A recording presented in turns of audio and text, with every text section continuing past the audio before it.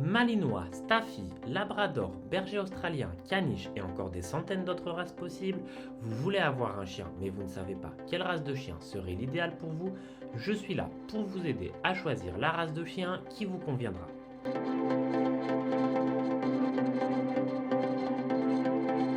Bonjour et bienvenue à tous sur Samdog. Aujourd'hui, on va voir quels sont les critères importants à prendre en compte pour bien choisir son chien. Alors, on entend beaucoup de choses, un petit peu de tout et n'importe quoi sur certaines races de chiens qui seraient plus faciles que d'autres, d'autres qui seraient très compliquées, certains chiens qui seraient plus adaptés lorsqu'on prend un premier chien, d'autres qu'il ne faudrait surtout pas prendre au début. Alors, je vous propose qu'on mette tout ça de côté et qu'on se dise simplement qu'on peut prendre le chien qu'on veut à partir du moment où on est en capacité de s'adapter pour répondre à ses besoins.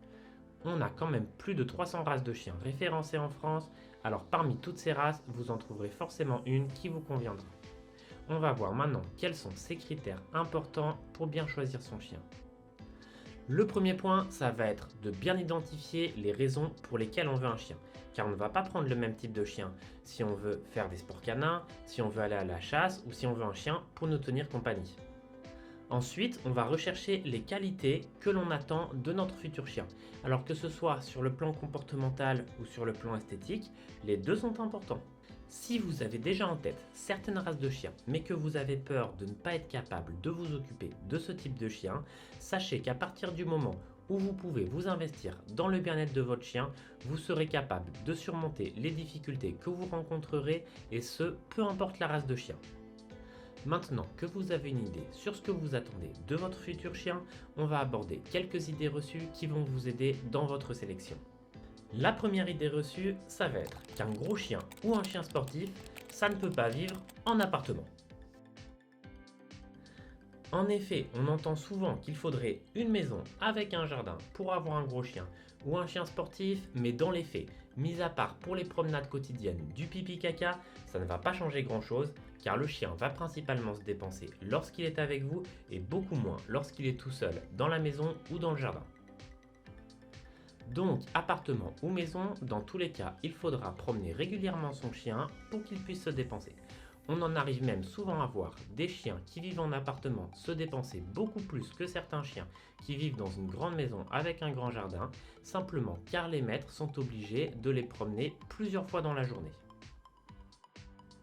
Maintenant, la deuxième idée reçue, c'est que les gros chiens ont besoin de plus se dépenser que les petits chiens. Alors, c'est pas la taille qui va déterminer le besoin d'activité physique du chien. On va dire que ça va être par exemple la sportivité du chien ou ses capacités physiques qui vont déterminer un petit peu plus ce que le chien a besoin en termes de dépenses. Mais il peut très bien y avoir des petits chiens qui ont besoin de se dépenser beaucoup plus que certains gros chiens.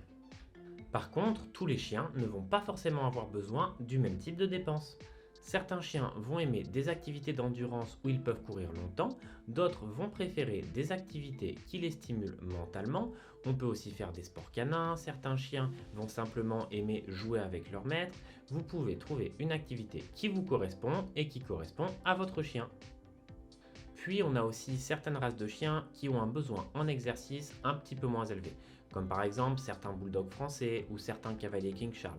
Mais lorsqu'on va prendre ce type de chien, on va faire un petit peu attention car ce sont souvent des races qui ont des problèmes de santé récurrents et c'est aussi pour ça qu'ils ont un besoin en exercice moins important. La troisième idée reçue, c'est qu'il y a certaines races de chiens qui seraient trop compliquées à éduquer lorsqu'on n'a pas beaucoup d'expérience avec les chiens. Alors, de manière générale, il n'y a pas spécialement de races de chiens qui soient plus difficiles à éduquer que d'autres. Par contre, il y a certaines spécificités à prendre en compte pour certaines races de chiens afin de pouvoir les éduquer correctement et qu'ils puissent s'épanouir avec nous. Donc, en termes d'éducation, toutes les races de chiens sont accessibles à tout le monde.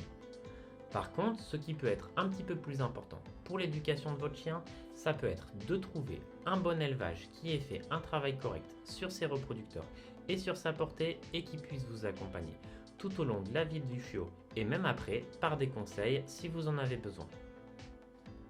Le sujet de l'élevage est assez vaste, donc si ça vous intéresse de savoir comment trouver un bon élevage, je vous ai préparé une vidéo dont je vous mets le lien en dessous dans la description. Maintenant, si vous voulez des idées de races de chiens qui pourraient vous intéresser, j'ai fait une vidéo sur les 10 races de chiens préférées des Français dont je vous mets aussi le lien en dessous dans la description.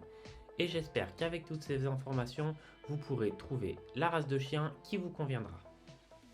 Et n'oubliez pas, vous devez toujours être en capacité de répondre à 4 besoins essentiels du chien: un besoin en activité physique, un besoin d'être stimulé mentalement, un besoin de contact avec ses congénères et un besoin de créer un lien fort avec son ou ses maîtres.